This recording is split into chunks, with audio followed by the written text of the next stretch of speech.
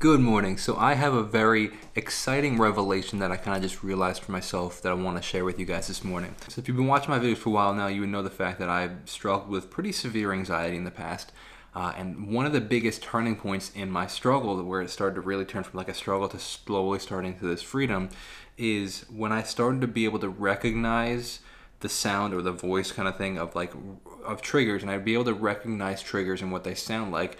And once I was able to kind of start to recognize what triggers sound like, I would start to say, hey, no, I recognize that that's a trigger. I recognize that that's how it makes me feel, and I recognize that I don't want to go down that path. I don't want to think that thought. I don't want to go in that direction. So I would say, no, I'm not going to go down that path. I recognize it for what it is. I know I'm not going to go down that path. Now, what I've realized in the past, I would say 2 weeks, I've had this on and off underlying low grade anxiety, and I realized it was very easy to recognize the patterns and the triggers and everything when they would take me out of my situation, in the sense of I would be so focused on them where I couldn't function, in the sense of I would be so hyper focused on it, I wasn't focusing on work, or I'd be at the gym and that's all I'd be thinking about. It would be easier to recognize the anxiety or the trigger, right? Because it was smack in your face. Because I'm not there anymore, I've been realizing now that I've been essentially allowing this low grade anxiety to live there, because I'm still able to function very well. I'm still able to, go to the gym and have a conversation, but it's just kind of this underlying thing. Because I've realized that instead of trying to ignore the thoughts and not go down that path, I realized because they're a bit more manageable, they're not as heavy and where I'm not thinking straight at all. It's kind of manageable. I realized that I started to try to figure them out on my own and answer the questions myself and kind of debate them in my head. But I realized that it was just living there, and I was kind of letting it live there, because I was I'd be at the gym and not really addressing it, or trying to kind of, just thinking about it kind of thing, pondering it. But it was just sitting there and living there. And I realized that I had to some degree become complacent in that whole action of being deliberate about saying, no, I'm not going to go down that path, because it's not as strong as it used to be.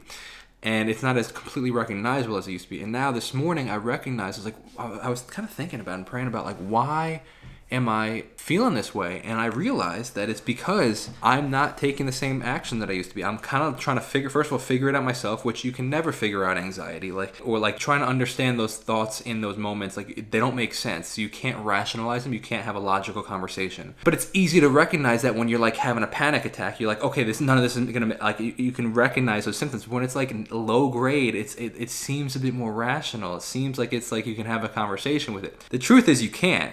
And I realized this morning, I was I need to continue to be diligent about having that same exact mentality and say, even though I can still function very well, even though I can still, go out and do things and have fun, to continue to even get to that next level, which first of all, I'm even grateful for the fact that I'm even having this conversation. I'm even getting to the next level, even beating the first level kind of thing, is I need to be diligent about those smaller little nuisance, I guess you could call nuisance anxieties, where they're not these panic attacks, but they're just this underlying low grade kind of thing. It's if I want to really continue to experience freedom, I need to be diligent about no, even though I can manage that, even though I can, kind of function with that, I don't want to, and there's no reason that I need to. So I'm going to be diligent about saying no, because the biggest thing is I would recognize whatever I would be highly anxious about in the past, in the beginning, when it was the heavy anxieties, I would recognize that when I would let go of the thought and try to say I'm not thinking about that, an hour, 2 hours, 30 minutes, 5 hours, 3 days, whatever, later, that thing that I was trying to figure out or whatever, the answer would come. And I realized now with these shorter or lower grade kind of stuff that I was trying to figure it out myself. And then as soon as I start to be no, I'm not just going to let it go kind of thing, then I would start to see that clarity again. So it's you know what? I don't have to figure it out on my own. Even though, quote unquote, I can do it in my own strength, I don't need to. I need to treat them as the same ways. And I'm grateful that they're completely different levels, but it's the same kind of, I still need to put that concept. So the question for today, that we could all implement is there anything in our lives that we've become almost complacent in? Maybe we made a lot of progress, but we become complacent in that new progress. And is there anything that we should be continuing to get better at? And I definitely became complacent, allowing it to kind of just sit there. I'm now being more diligent about saying, no, I don't need to let it sit there. Even though it's not destroying my life, it still doesn't need to be there. And now that I recognize it's get out of here kind of thing, I'm feeling good, man. I'm really, that's a cool revelation to have. I'm grateful for that.